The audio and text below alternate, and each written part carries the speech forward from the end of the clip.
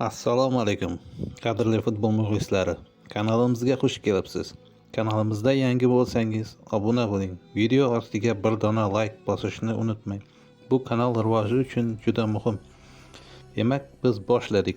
Kechagi o'yinlarda qayd etilgan natijalar: Werder Bavariya 0-3, Man City Salford 2-0, Al-Fatih Al-Nasr 0-2, Aston Villa Newcastle 1-3, Inter Juventus 3-2, Liverpool Brighton 3-0, Real Madrid Sociedad 4-1, Parij Lens 0-5.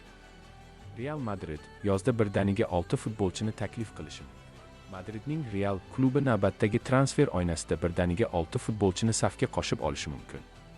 Bu haqda Sport.es xabar berdi. Manbaga ko'ra, qaymoq ranglilar hujumchi Endrikni ijaradan qaytarishni rejalashtirmoqda.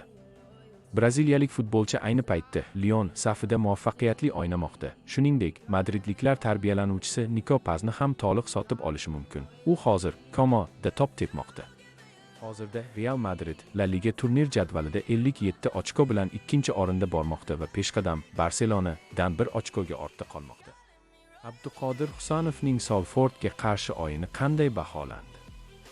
O'zbekiston terma jamoasi himoyachisi Abduqodir Husanov Angliya Kubogi 1-6 final bosqichidan o'rin olgan Manchester City Salford uchrashuvida 2-0 hisobida yakunlangan o'yinda asosiy tarkibda maydonga tushib, to'liq 90 daqiqa harakat qildi. Manchester City darvozaboni James Trafford o'yinning eng yaxshi futbolchisi deb topildi. 7/6 ball. Ma'lumot uchun, Manchester City Angliya Kubogi 1-6 final bosqichida Salfordni 2-0 hisobida mag'lub etdi. Uchrashuvdagi gollar Alfie Dorrington, avtogol hamda Mark Gehi nomiga yozildi.